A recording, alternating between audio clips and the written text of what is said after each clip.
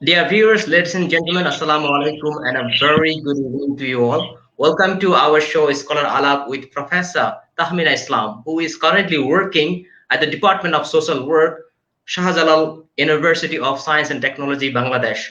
Ladies and gentlemen, she has been working in Shahjalal University of Science and Technology for last 19 years. So she has a huge experience of teaching, and basically she is teaching courses like community healthcare, psychological aspects of human growth and development, and many more. Ladies and gentlemen, she also supervises students for fieldwork and research projects. She has conducted many seminars on acid violence, dowry problem in Bangladesh and other country as well. And she worked at TIB, Transparency International Bangladesh, for 7 years in the capacity of anti-corruption movement. Ladies and gentlemen, she has won many awards. Among them, the few are here. She was the recipient of University Merit Scholarship for her undergraduate, and Adler Bertaska, scholarship. This is for at Gothenburg University for her master's, Sweden in 2007. She is also one of the winner of book prize in recognition of the highest talent and greatest achievement among all graduate student, Department of Social Work, Shahjalal University of Science and Technology. Basically, her research interest includes violence against women, couple conflict, counseling of indigenous people, and some related to the social issues, ladies and gentlemen. So without further ado, we are very, very delighted to welcome Professor Tahmina Islam. Professor Tahmina Islam, welcome to our show. Thank you, Dr. Mahfuz. I'm really honored, feeling honored, and really happy to be a guest of your program. This is a privilege for me. Thank you very much. Thank you, Apu. Thank you very much for accepting our invitation, because of course we need people like you who are really serving the society. So I want to know a bit about your I heard you born and brought up in Joshua, right? Apni Joshua. Not exactly. Not exactly. Actually, I was born in Rajshahi. My father was an army person, so he moved from different areas, different district to district. So I have 6 schools in my life. My first school is Kumilla Ispahani Public School, then Shavar Cantonment Public School, then BF Shahin Chittagong, and Bangladesh Navy School Chittagong, Ken Public Chittagong, BF Shahin Joshore. And then I passed my SSC from BF Shahin Joshore, and then I passed my HSC from Dhaka Shahin. Then I came to Shahjalal University of Science and Technology. I was a student of that university.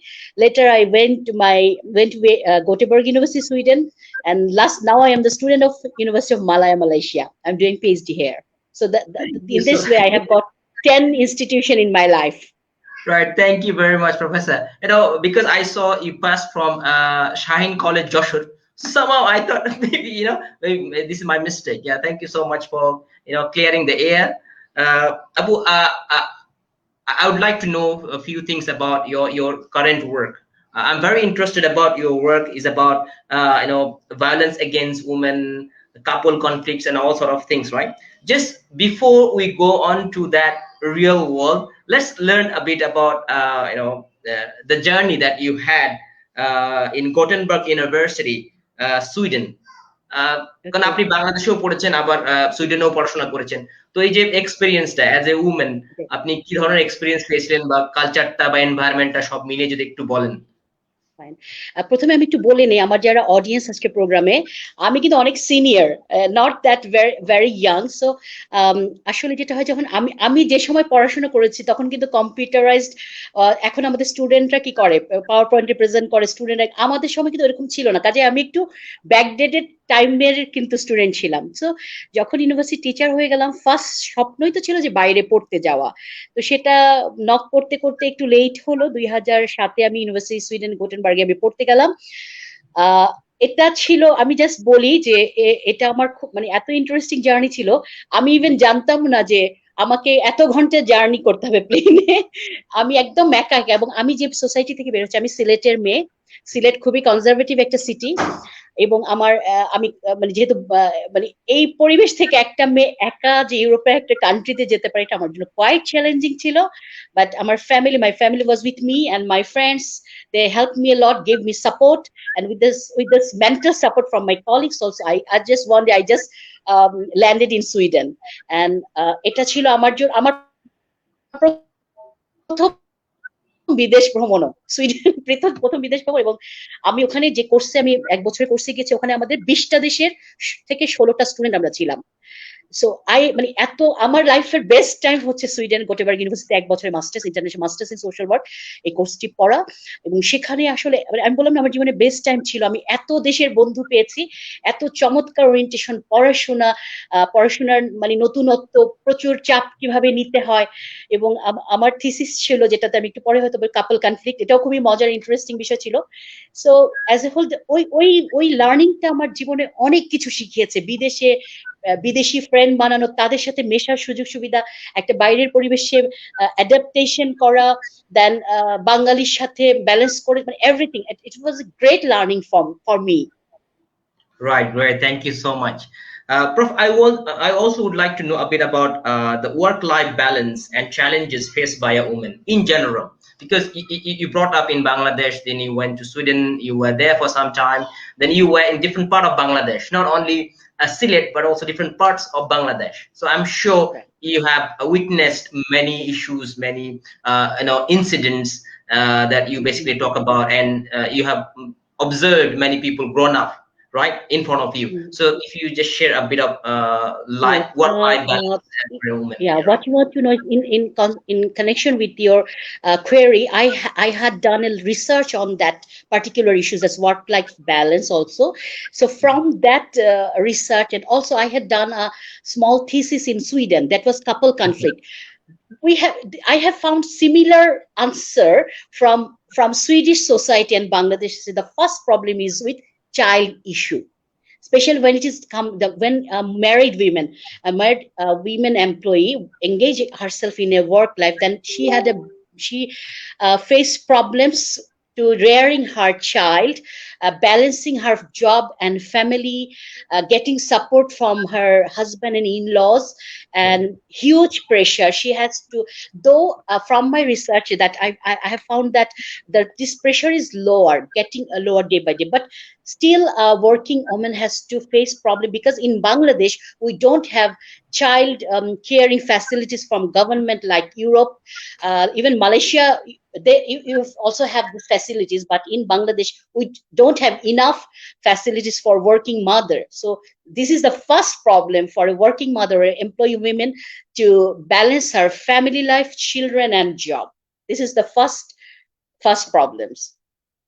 And besides this, there are some other problems like in Bangladesh, like pressure from in-laws to leave quit your job when they see that the women, the wife cannot balance her life. She is facing problems. So most of them, they think that this is the common solution. Just quit your job.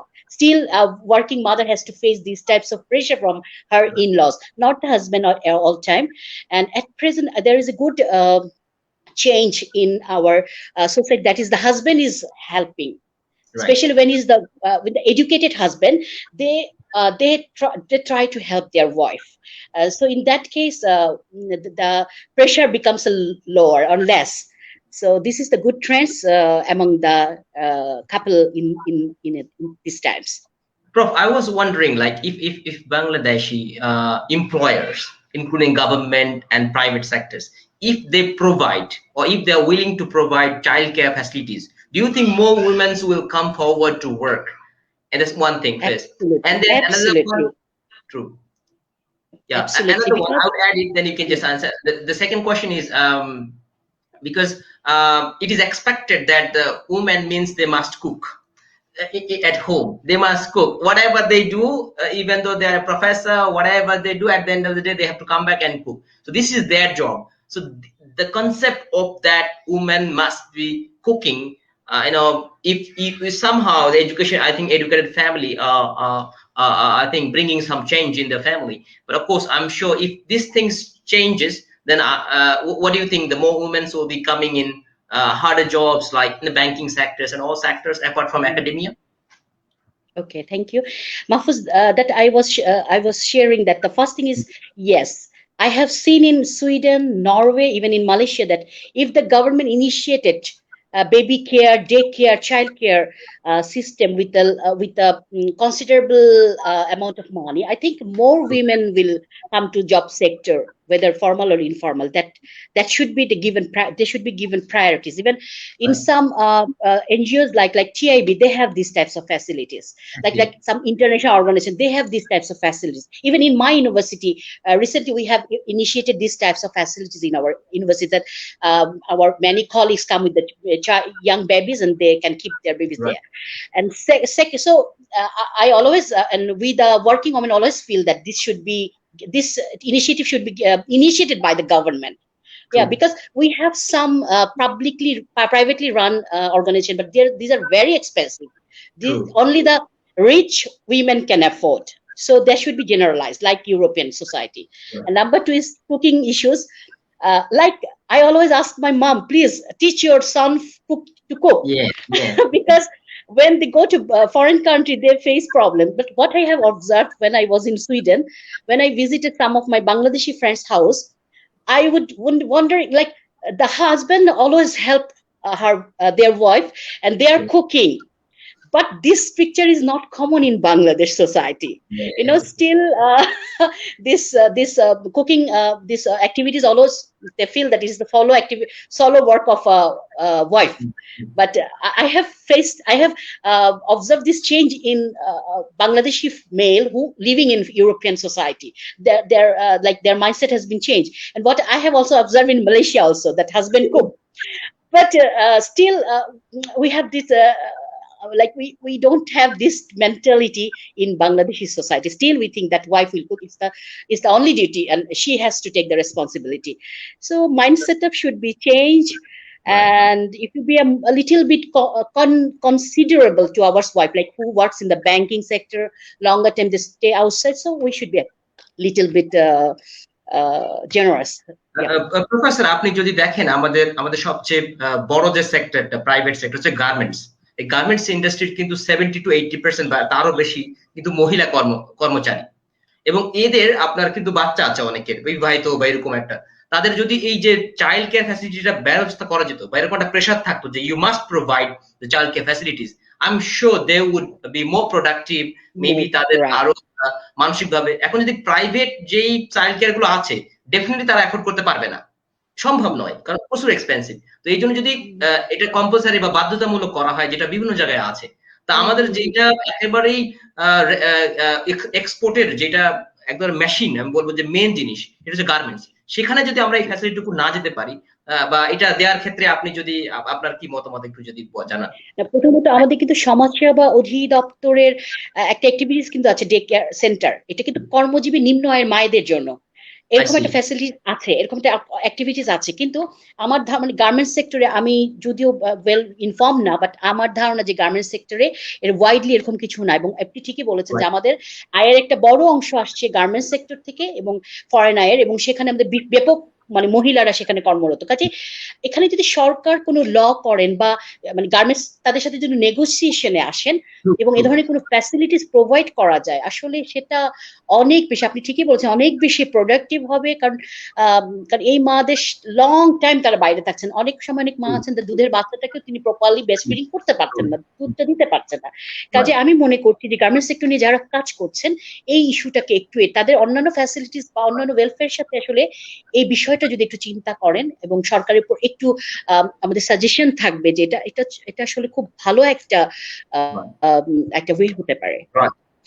I think it's not only about the productivity of that worker, but also about reducing the child abuse and all sort of things that happens, right? Because when they leave their kids to someone else, all this sexual abuse and so many things happens. And sometimes we don't hear all the story, right? But many stories are buried there because of the societal things and all these things. So I'm sure the child will be safer if we have these facilities. And I believe that, and we also, draw attention to our government and the policymakers. Please do something, because that is the biggest sector, and most of the women are representing there. So I think we have to be doing something. If there is no, I think Dr. Mahfuz, you raised a very good question. Right. For safeguard of these children, it's a very good suggestions, right? Because child abusing is increasing day by day. Yeah. True. And most of these cases, the women are working, the child are living alone at home, so they are without any security, without anyone, so they can be abused anytime by anybody. So this is a very good issue, I think you have raised. Right. Plus, I think also, like many of them are living in a slum, right? Suppose the kids are not getting any proper education or anything in the early age. If they would get a child care that has an education system, they are teaching all this moral cultures and all these things, I think that would carry a value or add value to our young generation. Apu, I would like to know a bit about your thesis, master's thesis, that you said the couple conflicts, which getting a big attention, I would say, not only in Bangladesh but in all over the world. There are always issues about couple conflicts. People are getting divorced. If you see the divorce rate across the world, Muslim country, non-Muslim country, doesn't matter, regardless of the religion. You see the peoples are getting divorced, even they are in love for a few years and they get married immediately. So all the sort of things, what is your findings? I mean, what would be your suggestions? Okay. Actually, I did this thesis on 2007-8 in Sweden, because when I went to Sweden, I was looking for their social problems and find that the major social problem is divorce rate is very high, or separation rate is very high in Swedish society. So that time I choose this topic, and before going to Sweden, I was involved in this I was I played some role. Couple would come to me, they have these issues, they have problems, and I solved some 1 and 2 issues successfully with my small knowledge. So when I went to Sweden and I came to know about their problems, the major that prominent problem is divorce rate is very high, so or couple conflict. So I talked with my supervisor that I wanted to work with that issue, and they were very surprised. Like a foreign student, she wanted to work with that. They happily agreed, and later I did a qualitative study there. I interviewed some counselor, family counselor or couple counselor. So and I was actually wanted to look at the difference between Bangladesh and Swedish society. So I found almost the issues are that time. Actually, when I went to Sweden, that time divorce was not a big issue in Bangladeshi society. But recently, I came to know from the journals, articles, and different newspaper that divorce has become a big issue, has become a concern issue in Bangladeshi society. Like the rate has increased a lot because from the last pandemic time. So after my thesis, I found the major issues because of this, that I shared that child issues. Then women are working and husband are not at work, so they have some personality clash. Then decision making problems, and women enjoy more freedom, so they can, and mostly the initiator were women. And the same findings I am trying from Bangladeshi society after 12 years later. Then in Bangladeshi society, the main initiators of divorce are women now. So but that time it was not a prominent issue in Bangladesh. But now we are working on that way. That we is surprising me that আমরা এখন সেই পথে হাঁটছি। আপনি যেটা বলতে চাচ্ছেন যে মেইনলি এই ডিভোর্সের বিষয়টা আসছে মেয়েদের কাছ থেকে বা মেয়েদের সাইড থেকে। মেয়ের সাইড থেকে। এখন আপনার কাছে কি মনে হয় যে এই যে কর্মজীবী বাড়ছে মেয়েরা বা আত্মনির্ভরতা বাড়ছে, তাদের মানে স্বনির্ভর হওয়া যেটা বলেন, চাকরি আছে বা চলতে পারবে জীবন, এটা কি কোনোভাবে ইনডাইরেক্টলি ইনফ্লুয়েন্স করছে কিনা, বা কর্মজীবী মহিলারা কি বেশি যাচ্ছে নাকি যাদের actually the thing is that it's a patriarchal society and men holds all the power. So, but the things has changed when the women are getting more education and they are getting involved with the job. They are getting they are getting empowered, and they can take their own decision. Actually, the situation has changed. It's not like that that women are getting educated, they are going to job, that's why they can divorce easily. It's not like that. Actually, women, কোনো women আসলে, আমি যাদের সাথে কথা বলার সুযোগ, আমি যেহেতু একটু কাউন্সেলিং করি, আসলে কোনো মেয়ে কিন্তু তার সংসার ভাঙতে চায় না যখন তার সন্তান থাকে। মানে যখন তার পিঠটা দেয়ালে ঠেকে যাচ্ছে, আমি যেগুলো কেসগুলো হিডিল করেছি, যখন তার দেয়ালে পিঠ ঠেকে যাচ্ছে, তখনই কিন্তু সে ডিভোর্সের ডিসিশনটা নিচ্ছে মেজরিটি ক্ষেত্রে।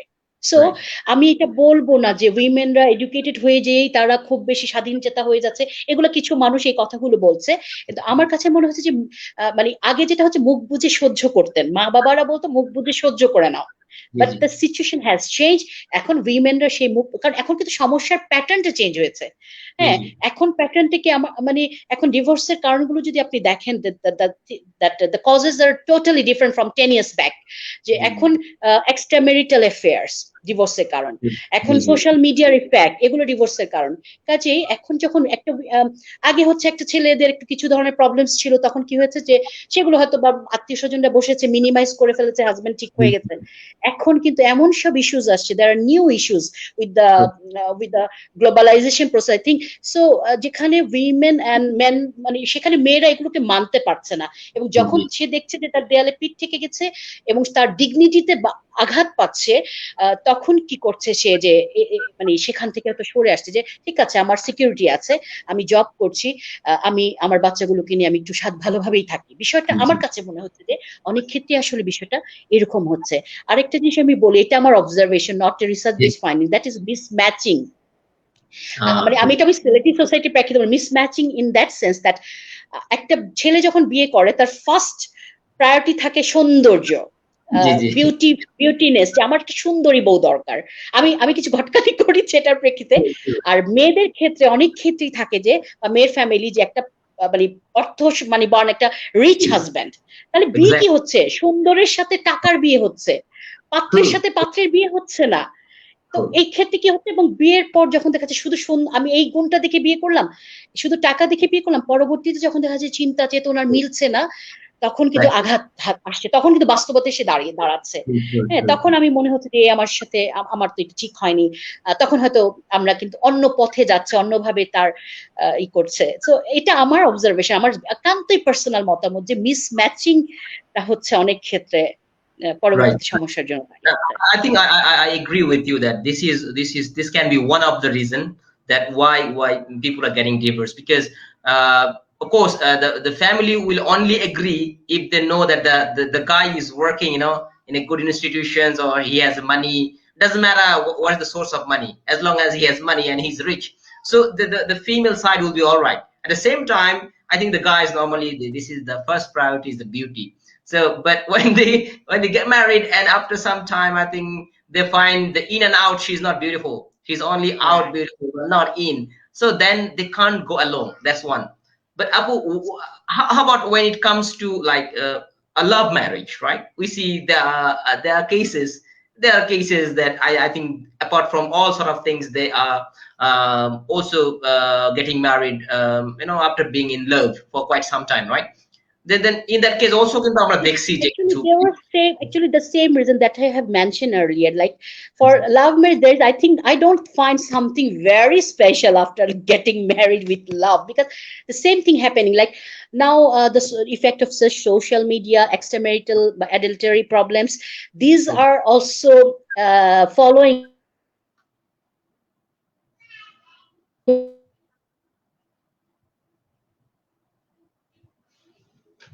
this love relation couple also. These are also so actually and the mindset setup is changing very rapidly. We are in a transition society now. We are in 2021. The couple from 10 years back and now, the couple, the mindset is totally different. It's not like is like what we have observed from our parents life. Is not like that. I noticed from the young couple, their perception, their tolerance power, their judgment power, their lot of things actually related, because আমরা এখন মানে পরমত সহিষ্ণু, আমরা প্রচন্ড অসহিষ্ণু, অস্থির, আমরা খুব দ্রুত কিছু পেতে চাই, এখনই সেটা হতে হবে। মানে আমাদের মানে মাইন্ডসেটটা অনেক চেঞ্জ হয়ে গিয়েছে, অনেক চেঞ্জ। এখনকার কাপলরা খুব দ্রুত কিছু পেতে চাচ্ছে, এবং যখন সেটা হচ্ছে না, মানে চাওয়া পাওয়ার যে হিসাব নিয়ে তারা বিয়ে করেছিল, যেটা লাভ ম্যারেজের ক্ষেত্রে যে হিসাব নিয়ে শুরু করেছে, when মানে calculation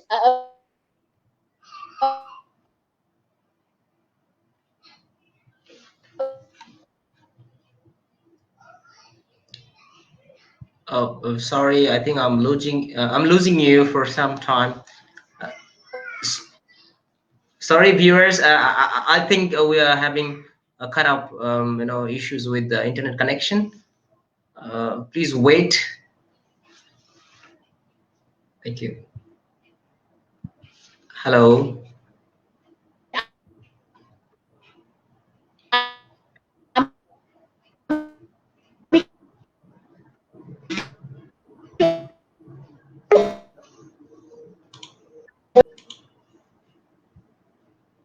Sorry. Okay, Dr. Mus, just in love,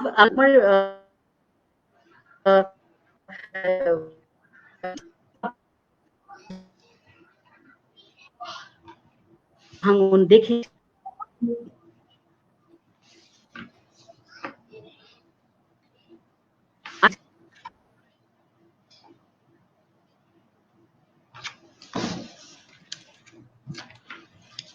I think we can't really hear you, Pooh, in case.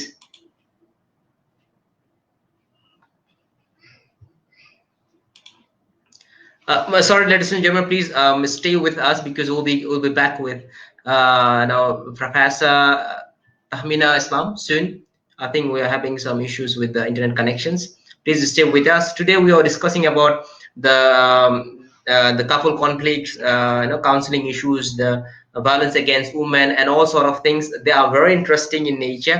And Professor Tahmina is a very experienced professor. It's been 19 years that she is teaching all sort of courses about community health care, psychological aspects of human growth and developments, and couple conflicts and all sort of things. So we are talking about the issues that are being faced by a particular culture like Bangladesh, and she has done a master's thesis on Sweden, and she found the similar reasons why people are getting divorced. And she also found that there's a big issue in Sweden about this separation, about the divorce, and definitely there are conflicts about couples. All right, I think we back.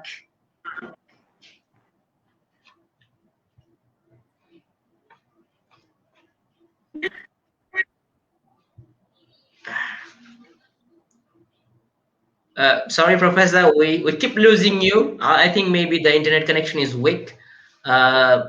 Probably you can use the mobile phone. I think that would be maybe better. It seems we can't hear you, Prof.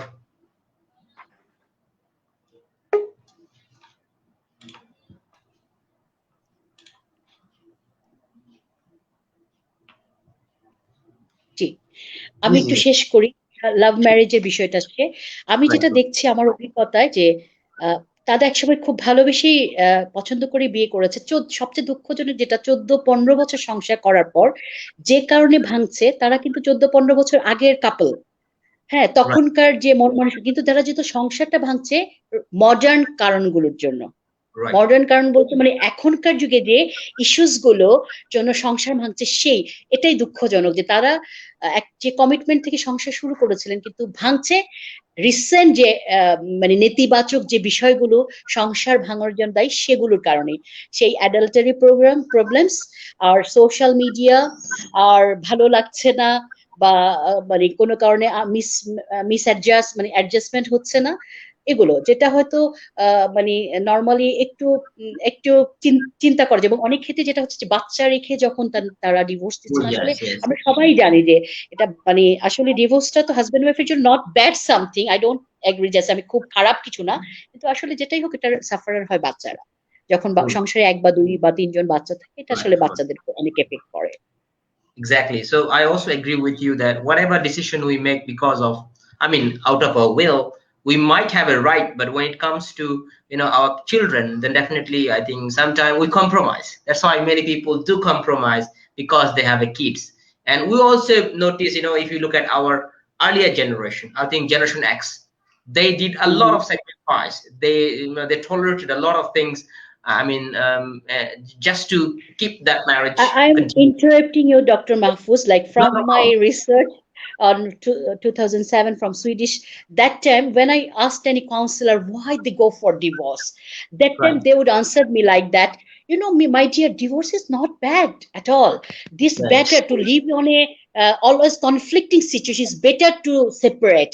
That time I disagreed with her, but now sometimes I agree. Like, yes, divorce is better than living with a conflictual conjugal life.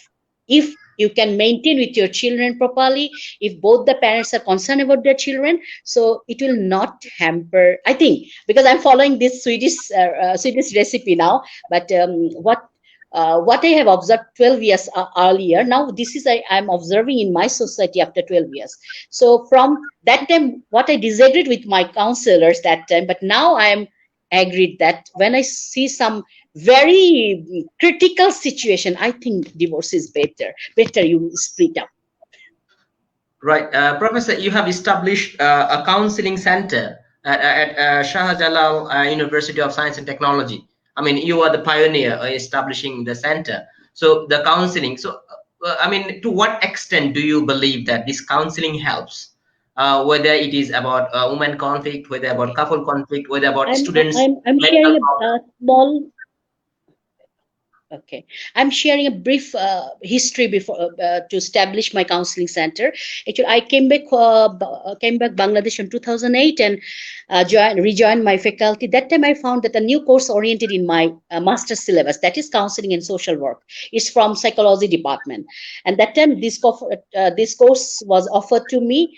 And from 2008 to 2016, 8 times I offered this course before going to Malaysia. And when I started to teach, I found it has a glorious things. It's a significant subject. Oh my God, I didn't read it in my student life. And from the encourage of my student, my colleagues, then I thought there is no counselor in Sylhet, no counseling center, something. So it's very informally, with the help of my department and my students' support, I established a small center in my office room, in my room, and my student would just circulated that our madam provide counseling services to students. A lot of students started to come to me from different department, not only from my department. And the thing, and actually that time I'm not a professional counselor, just I would teach the subject. And from this subject, I just started to apply small techniques to my student, like how to sit, how to listen empathically, questioning skill. Just I would apply those skills to my students. So what I have found, like when a student come to my room with very gloomy face, very sad, sometimes I found some girl came to me and they were just weeping.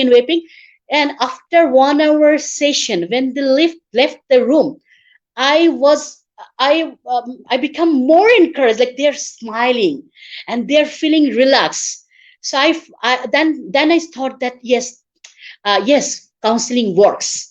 And from that background, I did a small course it's a 40 hours course from 𝐒𝐤𝐢𝐴 𝐻𝐾, and still I am trying to do more courses on counseling, as I'm not a sport, I'm a life coach or something. I have a lot of list of numbers of students. Not only female student came to me, a lot of male student would come to me. They have a lot of pain. That time I surprised. I would always thought that maybe female are more vulnerable. They have only sorrows and pain. But no, my observation is not right. A lot of male student would come to me with a shy face and with a hesitate mind, but they could overcome their misery. And that was my from that that confident, like, is I served my student, Still I have again came back my department. I have joined, and now the Corona time, so still I want to do something for my students and for my fellows. And from that counseling session, I have provided around 10 to 12 training on basic counseling, like to knowledge on counseling from my course. I have developed a 4 hours module, 4 hours training, and I have provided this training to different social welfare organizations who need counseling, who want to provide counseling. So I have developed this training for. Actually, these are for all voluntarily. I have no support except my student. I had no one with me, because I'm not a professional counselor. But I thought that where there is no one provide counseling, and I did everything without money, just from a voluntary sense to help people. So that was the journey how I started Counseling Center.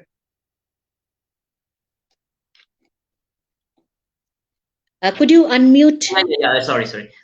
Definitely, thank you very much. That is definitely a great work. They're just saying, right? We know that we need. People need, or people needs a shoulder to cry. Sometimes you need someone to share with you, right? So আপনি যদি একটা জিনিস লক্ষ্য করেন, সেটা হচ্ছে আমি অন্য দেশের সম্পর্কে খুব ভালো জানি না, তবে মালয়েশিয়াতে আমি যেটা দেখেছি, প্রতিটা বিশ্ববিদ্যালয় এবং প্রতিটা বড় বড় অর্গানাইজেশনে, গভর্নমেন্ট সেক্টরে এবং আপনার এস্টাবলিশড কাউন্সিলিং একটা আলাদা ডিপার্টমেন্টই আছে।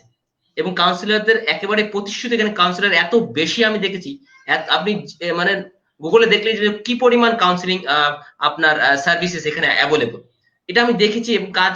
কিন্তু আপনি সেই দিক থেকে যদি বাংলাদেশের কথা দেখেন, আমি এই যে কাউন্সিলিং কনসেপ্টটাই খুব বেশি অতটা বোধহয় নাই, বা হয়তো আপনি ভলান্টারি শুরু করেছেন।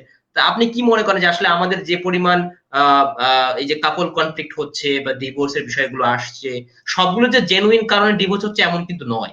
অনেক কিন্তু মিসআন্ডারস্ট্যান্ডিং বা ছোটখাটো বিষয়গুলো নিয়েও কিন্তু হয়ে যাচ্ছে, মানুষ ইমোশনাল। তো সেক্ষেত্রে যদি আমাদের একটা পলিসিগত আসে, বা একটা ইনস্টিটিউশনাল কাউন্সিলিং শুরু হয়, যেটা একেবারে ফর্মাল কাউন্সিলিং, এবং যদি ভালো ভালো ইনস্ট্রাক্টররা সেখানে থাকে বা বিভিন্ন কোর্স প্রোভাইড করা হয়, সেক্ষেত্রে কি আমাদের আসলে এই অবস্থা, আজকের যে সমস্যা তো একটা সমাধান লাগবে। সমস্যা যেহেতু শুরু হয়েছে, সমাধান দরকার। তো counselling can be one way. What do you think about it? Exactly, Dr. Mahfuz. You are quite right. But I have some experience regarding these issues, that আমি বলেছি যে আমি প্রফেশনাল কাউন্সিলর না, বাট আমি শুরু করেছি যেখানে একটা নৌকাতে ছিদ্র হয়েছে, সেই ছিদ্রটা বন্ধ করার কেউ নাই, আমি ওখানে শুরু করেছি। এখন আমাদের প্রফেশনাল কাউন্সিলর আছেন, তিনি কাজ করছেন। কিন্তু প্রবলেমসটা কোথায়? যেহেতু কাউন্সিলিং একটা রাইজিং ফিল্ড আমাদের দেশে, এখন একটা রাইজিং ফিল্ড।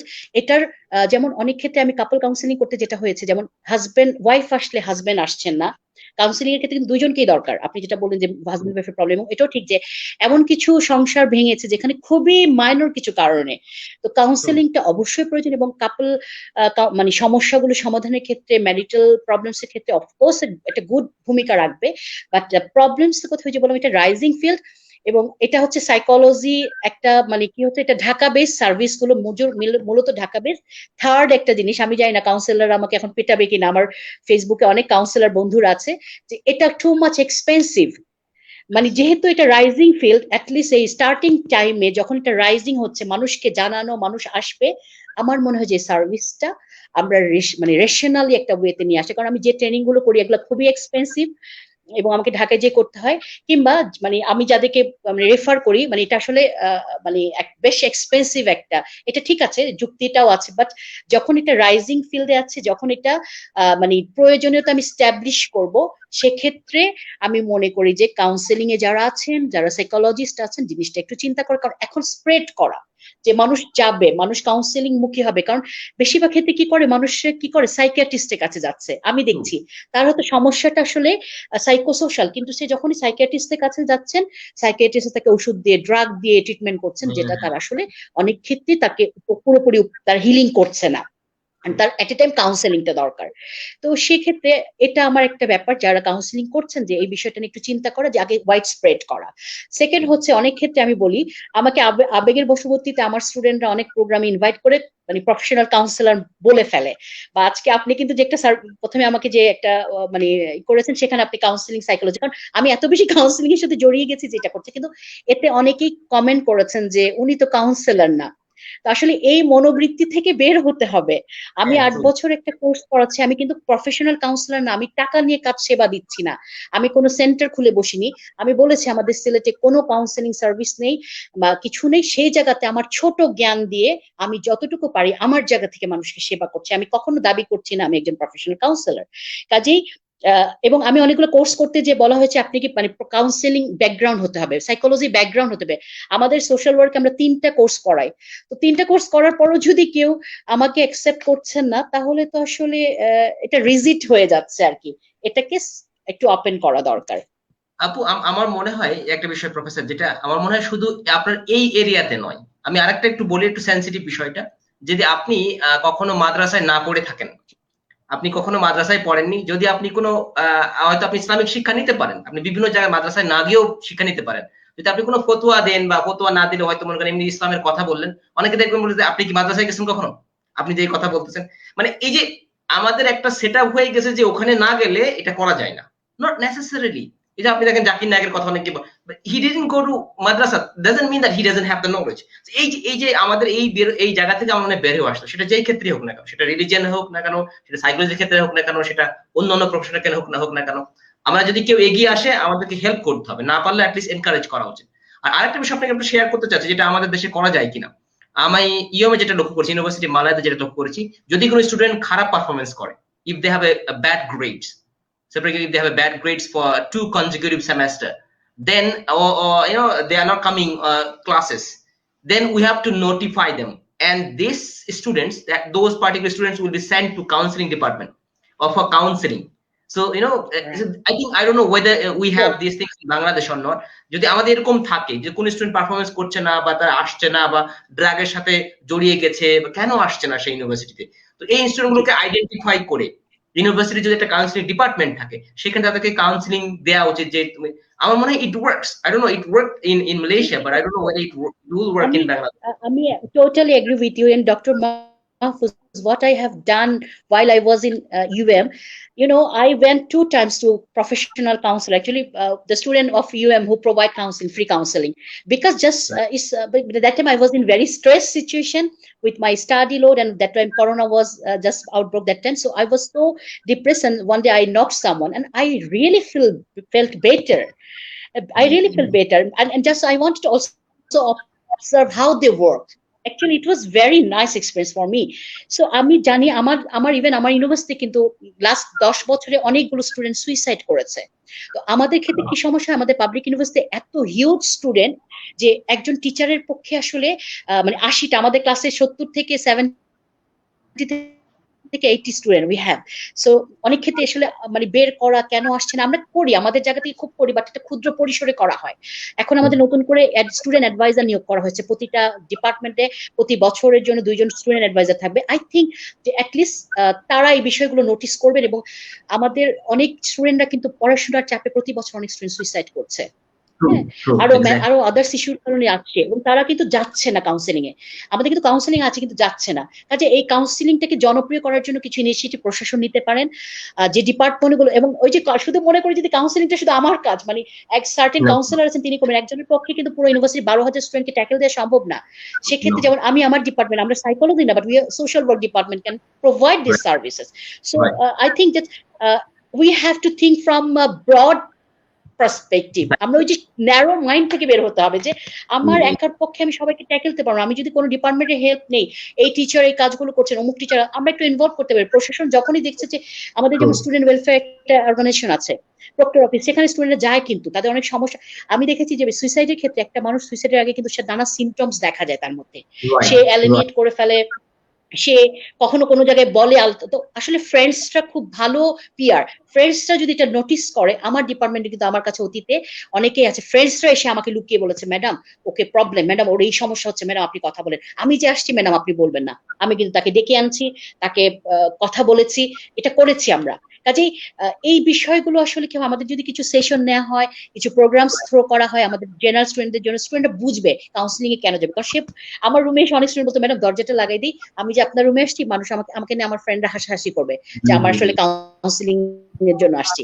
এই যে স্টিগমার একটা ব্যাপার, মানে সে এখনো ফিল করছে আমার মানসিক সমস্যা। আমি নিজে বলেছি, আমি নিজে গিয়েছি কাউন্সিলরের কাছে। ইটস নট, এটা কোনো দোষের না, যে কোনো সময় একজন মানুষের জীবনে হয়তো খেতে পারে। এবং সে যদি সে একটু প্রফেশনাল, আমরা যদি ডাক্তারের কাছে যাই আমার অসুস্থতার জন্য, আমার মনের যদি একটু অসুস্থতা হয় আমি ডাক্তারের কাছে যেতেই পারি, এটা দোষের কিছু না। কাজে এই মানে এই আইস ব্রেকটা করতে হবে। এখন আমাদের জেনারেল পিপল এই কাউন্সিলিংটাকে একসেপ্ট করার মতো স্টুডেন্ট লেভেলেই তারা বুঝতে পারছে না যে আমি গেলে মনে হয় এটা আমার জন্য লজ্জা, কিংবা আমি ধরুন আমি একজন টিচার, আমি যদি একজন কাউন্সিলরের কাছে এটা মনে হয় আমার জন্য খুব লজ্জার, আমি আমার সমস্যাকে টেকেল দিতে পারছি না। It's not like that. আমাদের এই মানসিকতা থেকে বের হতে হবে। আমাকে বুঝতে হবে যে না, কখনো কখনো প্রফেশনাল কারো থার্ড হ্যান্ডের হেল্প নিতে হয়। I completely agree with you. If you look at even there's one doctor, I always notice him in Facebook, Dr. Jahangir. I think আপনি যদি দেখেন উনি উনি বিভিন্ন ধরনের পরামর্শ দিয়ে থাকেন, শুধু যে মেডিসিনের কথা বলেন এমন, উনি বিভিন্ন পরামর্শ দিয়ে থাকেন এবং অনেক মানুষ উপকৃত হচ্ছেন ওনার থেকে। এই যে পরামর্শটাও কিন্তু একটা মেডিসিন। সেটা আপনার এটা একটা হচ্ছে বাহ্যিক হেলথকে হেল্প করতে পারে, আর হচ্ছে আপনার মনকে হেল্প করতে পারে, আপনার মানসিক যে অসুস্থতা সেটা হিল করতে পারে। So I think we need medicine in a different ways, right? So I think we have to somehow change this attitude that আমি একজন পুরুষ মানুষ, আমি কিভাবে ইয়ে হয়ে যাবো, না আমি কিভাবে সাইকোলজিক্যাল, না আমার জন্য যা ঠিক হবে না, মানুষজন কি বলবে যে আমি সাইকোলজিক্যালি ইয়ে হয়ে গেছি। এই বিষয়গুলো আমার মনে হয় আমাদের we need to make a change, and we should have a different attitude. Prof, I would like to ask the last question because we are towards the end of our session. So I would like to ask a few more questions. You have experience of working in 𝐒𝐜𝐢𝐴𝐻, right? 𝐒𝐜𝐢𝐴𝐻 as an executive member. 𝐒𝐜𝐢𝐴𝐻, right? এই আপনি এই অভিজ্ঞতা যে আপনি actually my first আচ্ছা, আমি একটু সুজনের সাথে আমি একটু টিআইবির কথা বলতে চাই, ট্রান্সপারেন্সি ইন্টারন্যাশনাল। অ্যাকচুয়ালি আমি ওখানে 2014 থেকে কাজ করছি টিআইবিতে। তো টিআইবির গঠন মানে কাজের ব্যাপারটা খুব চমৎকার, মানে এখানে যে কেউ আসলে মেম্বার হতে পারে না, মানে এমন সব মানুষকে সনাক মেম্বার করা হয়, সচেতন নাগরিক কমিটি বলা হয়, যার অনেক ইতিহাস দেখা হয়, তার অ্যাক্টিভিটিস, তার স্বচ্ছতা আছে কিনা, তার কাজে কোনো দুর্নীতি আছে কিনা। এই কারণে আমরা যারা টিআইবিতে কাজ করছি সনাকে বা সচেতন নাগরিক কমিটিতে, এটা আমাদের জন্য একটা অনেক অনারের ব্যাপার, কারণ আমাদের বেছে নেওয়া হয়েছে এবং এটা আমরা অ্যান্টি কারাপশন মুভমেন্ট নিয়ে আমরা কাজ করি। আমাদের একটা সিলেটে একটা বিশাল ইয়ে আছে, এবং আসলে কি হয়, ভালো মানুষ গুলো সব সমাজে একটু সংখ্যায় কম থাকে। তো যেখানে দেখা যায় যে ওই ভালো যারা মানে ওই সব টিআইবিরাই আবার বিভিন্ন মানে যেমন সুজনের আহ্বায়ক একজন আছেন, তো আমরা মানে দেখা যায় ওখান থেকে আমি পরবর্তীতে সুজনই মানে আমাকে মানে করা হয়েছে সুশাসনের জন্য প্রশাসন। এবং আমি যে রিসেন্টলি আমি সেপ্টেম্বরে দেশে আসলাম, আসার পরই যেটা ঘটলো সিলেটে, আপনারা অনেকেই জানেন যে এমসি কলেজে, ঐতিহ্যবাহী এমসি কলেজে একটা গ্যাং র্যাপ হয়। আমরা যেটা কাজ করি, সঙ্গে সঙ্গে আমাকে ফোন দেওয়া হলো যে আপনি একটা ছোট্ট একটা পেপার প্রেজেন্ট করবেন, রেপ কেন হচ্ছে, কি করণীয়। তো আমাদের একটা ছোট্ট সাকসেস বলি, ওইখানে একটা পেপার প্রেজেন্ট করি আমরা, একদম ওপেন একটা কলেজের সামনে দাঁড়িয়ে আমরা একটা বিশাল বড় মানববন্ধন করি। তো ওখানে আমাদের একটা দাবি ছিল যে আমাদের যে কারেন্ট যে রেপের ল আছে, লটাকে পরিবর্তন করা, এখানে অ্যাডিং করা যে লাইফ সেন্টেন্স, জাস্ট মানে এই ক্লজটা যুক্ত করার জন্য। এবং আমরা এটা নিয়ে কাজ শুরু করি এবং খুব দ্রুত সময় কিন্তু সরকার এটা মেনে নিয়ে নতুন মানে রেপের ক্ষেত্রে নতুন আইনের এই ধারাটা সংযুক্ত করেছেন। এটা আমাদের একটা প্রাপ্তি ছিল। তো আসলে সুজন বা টিআইবি কিন্তু সরকারের সমালোচক যদি আমরা ওভাবে বলি না, সরকারের সহযোগী হিসাবেই আসলে আমরা কাজ করি।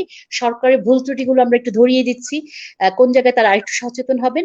এভাবে সুজন বা টিআইবি কিন্তু মানে এক ধরনের আমি আমার দৃষ্টি থেকে বলছি যে আমরা সবসময় ক্রিটিসাইজ হয়, রিসার্চ বেস কিছু ক্রিটিসাইজ হয়, বাট আমরা আসলে সরকারকে মানে যে তাদের যে ভুলগুলো হচ্ছে বা তারা যে ঘাটে আরেকটু স্বচ্ছ থাকতে পারতেন, আমরা সেগুলোতে তাদেরকে একটু আমরা নক করার চেষ্টা করি, একটু ভয়েস রেজ করি। Right.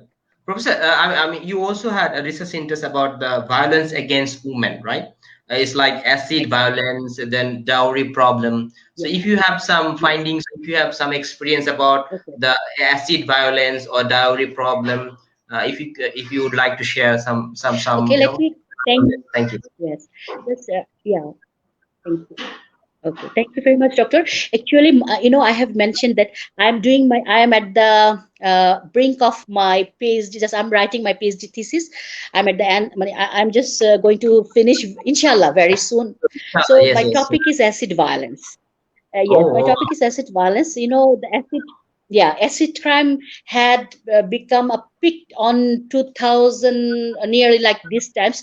So, there is a very interesting story. Like I went to visit one of my students who recently, that time in 2013, he joined as a program officer in Acid Survivor Foundation, the only organization under United Nations who works with the acid issues.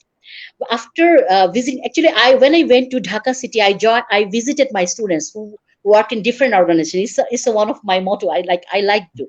So after visiting that organization, I shared with my student whose name is Johirul Islam. I said, Johir, I feel so from my heart. I was looking for an issue. I want to do my further research or study on that issue. That time he actually, ma'am, I will help you. I would help. I'd like. So actually, from then, this idea germinated in my mind that if I do my further research, I will do with these issues. And when I applied in 2015 to then my supervisor first disagreed. Oh my God, I have never heard about this issue. This is from Bangladesh. So, but after studying, sometimes she agreed with me. Okay, I wanted to take you as my fellow. So I started my works from 2016, and she's Dr. Sheet is very cooperative, and I'm getting huge support. And I did my field work on 2018 in Dhaka SSRY Foundation. They helped me a lot, and with the help of my students and others, I have finished my data and everything. So the finding is actually I'm working now. All people say, okay, there is no acid violence in our society. Why are you working with the issues? Then I answered that we have more than around 3,000 acid victim women or child in our society who are not rehabilitated, who have no support from family and something. So I'm working. My topic actually is, my title is community-based rehabilitation for acid victims in Bangladesh. So actually, my aim is not to reduce the number of acid violence, because is the number has decreased because of there is two laws enacted by government in 2002. But the scar is bearing by the women, like 3,000 women and girl child. Their life is so miserable. You can't imagine, Dr. Mahfuz. I have visited their house. I have visited actually when I tape recorded their voice, their interview. That time actually I was very professional. But when I was transcribing their story, can you believe that I can't control my emotion? Sometimes I cried. Oh my God, she said that is happening to her life. And she still that my in that those victims living in a very miserable life. They have no dignity, no honor. They have no support. Even they don't get support from their family, either from the government or anywhere. No community support for them. So I am actually my objective is to offer any model or something for those women who are already they are dead. They're living a just they're living, but they are not in the world, because this type other violence are invisible, but acid violence is some violence that these scars are visible, and you can easily see her faces, because the perpetrator's target was their face, to destroy their beauty, because they have maybe they have rejected to get married or something like that. So I'm still working, and hopefully, if I finish, then I have some suggestions, some proposal for government to, because they don't get any kind of benefit, anything, because they have become victimized because of the society, because of the community. And still they are suffering, because they're suffering. So we have something to do for them. So I just want to knock with my research to the government, the policymakers, and other bodies who are thinking that okay, we are getting rid of acid violence. We don't have acid violence no more. But I just want to knock them. You have still this big body of women, so you have to do something for them. So that's actually my intention. Right, Professor. I was wondering, like, their cases were not brought to justice. I mean, তাদের কি বিচারের তাদের যে কারা মেরেছে তাদেরকে এগুলো কি পাওয়া যায়নি বা বিচার হয়নি, বা বিচারের যদি হয়ে থাকে তাহলে যারা এটা করেছিল তারা কি কোনো ধরনের যেটা কি বলে টাকা দেওয়া বা কোনো ধরনের এইগুলো কি হয়নি? আপনার ফাইন্ডিংসটা কি বলছে?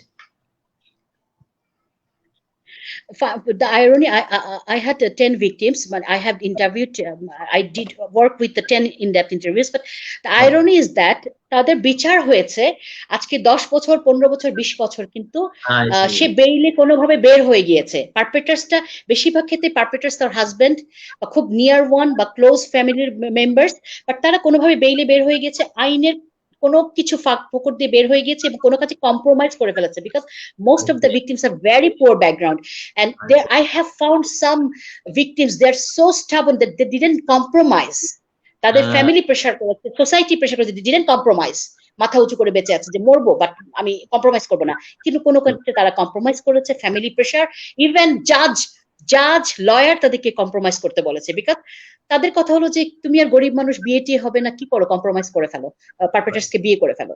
হ্যাঁ, সো মানে এত আপনি চিন্তা করবেন না, আমার একটা ভিকটিমস, তার চোখ অন্ধ হয়ে গিয়েছে, তার মা বাবা তাকে নিবে না, মানে স্টেপ ফাদার বলেছে মা যদি ওই মেয়েকে নিয়ে আসে, যখন ভিকটিমাইজ হওয়ার পর যে তোমাকে ডিভোর্স দিব, সেই মেয়েটা সোশ্যাল ওয়েলফেয়ারে উইমেন সাপোর্ট সেন্টারে কিছুদিন ছিল, পরবর্তীতে ওই পারপেটার্সকে সে বিয়ে করে, কারণ পারপেটার্স বুঝেছে যে জেল জরিমানা শাস্তি থেকে বাঁচতে হলে তাকে বিয়ে করেছে, বিয়ে করে কোনো মর্যাদা দেয় না, এক জায়গায় ফেলে রেখেছে কোন রকম সে জীবন যাপন করছে।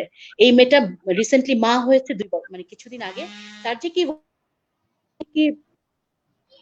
মানে ভালনারেবল সিচুয়েশন, মানে আপনি না দেখলে বিশ্বাস করবেন না। তাহলে সরকারের কি কিছু করণীয় নেই এই মেয়েটির জন্য? সমাজের কি কিছু করণীয় নেই? আমাদের কি কিছু করণীয় নেই? আমরা রিসার্চ করে করে বড় বড় আর্টিকেল করে ফেলবো, আর তাদের জন্য কি আমাদের কিছু করণীয় নাই? আজকে আমরা বলছি গলা ফুলিয়ে যে আমাদের অ্যাসিড ভায়োলেন্স এখন আর নাই।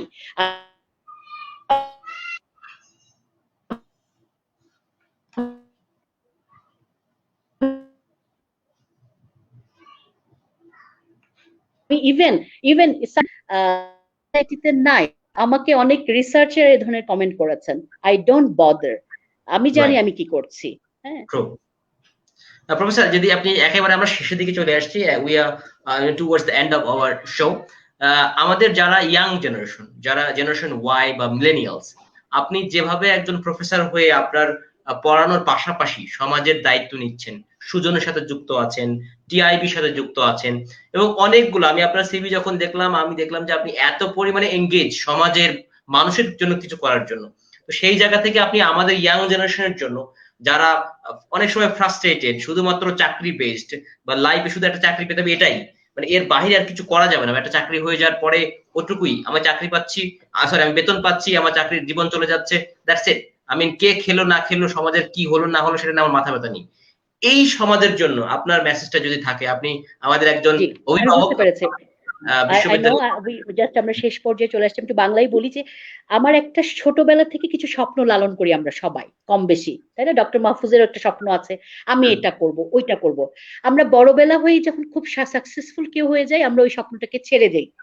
আমি আমার স্বপ্নকে ছাড়ি নাই। আমি ক্লাস 6 স্বপ্ন দেখেছিলাম, আমি একটা কবিতা লিখেছিলাম, আমি হব সমাজসেবী, সমাজের করবো, এরকম একটা কবিতা ছিল আমার। আমি যখন টিচার হয়ে গেলাম, আমি টিচার হয়ে পড়াতে যে আমার মনের মধ্যে খুঁতখুঁত করতো যে আমি তো শিক্ষক হয়েছি, বিনিময়ে পয়সা পাচ্ছি, আমি মানুষের জন্য করার একটা স্বপ্ন ছিল, এটা তো করা হচ্ছে না। জাস্ট আমি এখন যে কাজগুলো করছি এগুলো হচ্ছে মানুষের জন্য কিছু করার দায়বদ্ধতা, যে আমি আমার জবের পাশাপাশি আমি মানুষের জন্য কিছু করতে চাই। একটা কথাকে অন্যভাবে বলেছি, মেধাকে সেবায় রূপান্তর করা। আপনি আশরাফুল মাখলুকাত, আমি একটু অন্যভাবে বলি যে আপনি সৃষ্টির সেরা জীব। এখন আপনার যে মেধা আছে, আপনি অনেক কিছু করবেন, অনেক টাকা ইনকাম করবেন, সেটা একটা দিক, কিন্তু আপনার এই মেধাকে যদি আপনি সেবায় রূপান্তরিত করতে না পারেন, আপনার সিগনিফিকেন্সটা কোথায়? আপনার বেঁচে থাকার সার্থকতা কোথায়? এবং আপনি যখন মানুষের জন্য কিছু করবেন, আমি ইয়াংদেরকে বলছি, তোমরা হতাশ হবে না। যে স্বপ্ন দেখবে, ঠিক আবুল কালাম আজাদ যেমন বলেন যে বড় বড় স্বপ্ন দেখবে, যে স্বপ্ন তোমাকে ঘুমাতে দিবে না, এবং সেই স্বপ্নের পিছনে ছুটতে হবে। এই যে ডিগ্রি, পড়াশোনা, এগুলো কিন্তু আমাদের স্বপ্ন না, আলটিমেট এগুলো আমাদের ইনিশিয়াল কিছু গোল। আমার স্বপ্ন হবে নদী পার করে পাহাড়ের উপরে উঁচু ফুলটা নিয়ে আসা, অর্থাৎ আমি এমন কিছু করা যাতে মৃত্যুর পর মানুষ আমাকে মনে রাখে। কাজেই এটা যদি মনে করো, যে আমি সব শেষে বলতে চাই যে আমরা সুন্দর মৃত্যুর স্বপ্ন কিন্তু সবাই দেখি না, যে আমি এমন একটা মৃত্যু হবে, হাজার মানুষ আমাকে কেঁদে বিদায় দেবে, আমারকে নিয়ে পত্র পত্রিকা আমার মানে লেখা, মানে আমাকে নিয়ে লেখা হবে আমি এমন কিছু করেছি। কাজে ওই সুন্দর মৃত্যুর স্বপ্নটা যদি তোমরা দেখতে পারো, তাহলে জীবনটাকে সিগনিফিকেন্ট করতে হবে। কারণ শুধু অনেক টাকা ইনকাম করবো, এটা জীবনের একটা দিক। আমি অনেক বড় সফল মানুষ তখন হব যখন আমি মানুষের জন্য কিছু করতে পারবো। কাজে এই জিনিসটা আমাকে, আমার মানে মানুষের জীবনে দুঃখ আছে, প্রত্যেকটা মানুষের দুঃখ আছে, তো যখন তুমি মানুষের জন্য কিছু করবে, মানুষকে ভালোবাসবে, মানুষের পাশে দাঁড়াবে, মানুষের জন্য, মানুষের হাসি মুখগুলো দেখবে, দেখবে তোমার জীবনটাতে এত তাৎপর্যময় হয়ে উঠেছে, তোমার জীবন এত সুন্দর হয়ে উঠেছে যে তোমার জীবনের কোনো দুঃখবোধ তখন থাকবে না। কাজেই যারা আজকে এই প্রোগ্রামটা দেখছেন, আমার রিসার্চার, স্টুডেন্টরা, ভাইরা, জীবনকে তুমি সুন্দর করতে পারো, জীবনটা তোমার হাতেই, এই সুন্দর করার অধিকার তোমারই। এই রাস্তায় হয় নাই, অন্য রাস্তায় করো। আজকে আসলে সময়টা শেষ। আমি ডাক্তার হতে চেয়েছিলাম, আমার বাবা ডাক্তার ছিলেন, আমি ডাক্তার হতে পারিনি, আমি হতাশ হইনি, কারণ আমার স্বপ্ন ছিল ডাক্তার হয়ে মানুষের সেবা করা।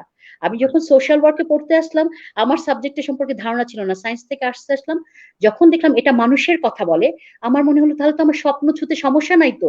আমি এই নদীর পার হতে আমি শিপটা মিস করেছি, আমি ডিঙ্গি নৌকা দিয়ে যাই না, আমার উদ্দেশ্য তো নদীটা পার হওয়া। কাজে এটাই ডক্টর মাহফুজ, আমি এটাই বলতে চাই ইয়াংদেরকে, যে জীবনে কিছু স্বপ্ন বুনতে হবে, স্বপ্নকে সামনে রেখে স্বপ্নকে ধরে আগাতে হবে, তাহলেই তোমার একটা সুন্দর জীবন হবে, ওই জীবনটা তোমাকে অনেক বেশি তৃপ্তি দিবে।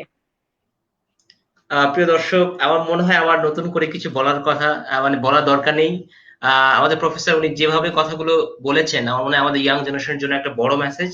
আমি আরো একটু মনে করে দিতে চাই যে স্বপ্ন সেটা নয় যেটা আমরা ঘুমিয়ে দেখি, স্বপ্ন সেটা যেটা আমাদেরকে ঘুমাতে দেয় না। তো এরকম স্বপ্ন আমরা দেখি, এবং আমরা মানুষের জন্য কিছু করার চেষ্টা করি। এবং যারা রিসার্চার, আজকে যারা শুনছেন, যারা রিসার্চার, আমাদের অনেকেরই থাকে যে আউটপুট বেস রিসার্চ, আমাদের শুধু পাবলিশ করতে হবে, এর বাইরে আর এটা কি আসলে সমাজের জন্য কিছু হলো বা না হলো। কিন্তু আমি যখন আজকে প্রফেসর তাহমিনা ইসলামের সাথে কথা বলছিলাম, এই লাইভের আগেও কথা বলছিলাম, তো উনি আর ফোকাসটা দেখে আমি খুব অবাক হলাম যে আসলে উনি যে কাজগুলো করেন, যে রিসার্চ গুলো করেন, সেটা একেবারেই মানে close to the heart of the people.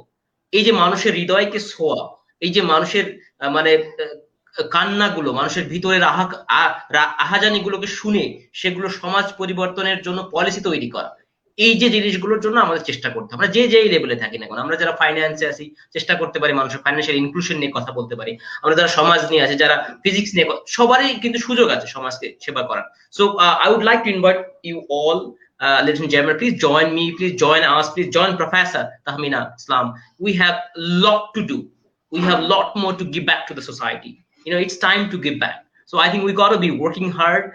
We have to think beyond our means. We have to think differently. Like if you are a professor, it doesn't mean that I have to only teach, that's it. No, look at her, the way she is teaching, the way she is helping the society. She has been involved with TIB, she's involved with the Shuzan, she's involved with so many other social work that doesn't pay a single penny to her, but she works. That's what the mean of the professor, that's what means the change maker. So with that note, ladies and gentlemen, we'd like to end our show today, and we'll be welcoming you again next Friday at 10 p.m. Malaysian time. Till then, stay safe, stay blessed. আপনারা সবাই ভালো থাকবেন, সুস্থ থাকবেন। আর সবশেষে আবারও একবার আমাদের link with research and training সেন্টারের পক্ষ থেকে আমাদের আজকের অতিথি প্রফেসর তাহমিনা ইসলাম, আপনাকে অসংখ্য অসংখ্য ধন্যবাদ, শুভকামনা। আপনি যে সার্ভিসটা দিয়ে যাচ্ছেন, please continue, don't listen to the people that অনেকেই বলবে যে ঘরের খেয়ে পরের মোষ তাড়িও না, এটা আমি নিজেও ফেস করি। তো আমার মনে হয় এই শ্রেণীর মানুষগুলো থাকবে, এবং এদের দ্বারা কখনো কিছুই পরিবর্তন হয়নি। পরিবর্তন হয়তো আমার আপনার মতো বা আরো মানুষ যারা কোনো কিছু চিন্তা করে না, তাদের দ্বারাই পরিবর্তন হয়েছে। তো আসলে আমরা পরিবর্তনের অগ্রভাগে থেকে পরিবর্তনটাকে দেখি, পরিবর্তন করার চেষ্টা করি। আপনাকে অসংখ্য ধন্যবাদ। Thank you, Dr. Mahfuz. Thank you for inviting me in your show, and I really feel very good to share my some inner voice. And when you selected me for your today's shows, I was so scared that I'm not a scholar, I'm not someone very special or academician. I rather work in the field. But you assured me that no problem. So thank you, Dr. Mahfuz. And you are wonderful. You are Thank wonderful, you for Professor. You are wonderful. You have a huge experience. That's what counts. Ladies and gentlemen, thank you very much. So goodbye and good day. Assalamu alaikum wa rahmatullahi wa barakatuh.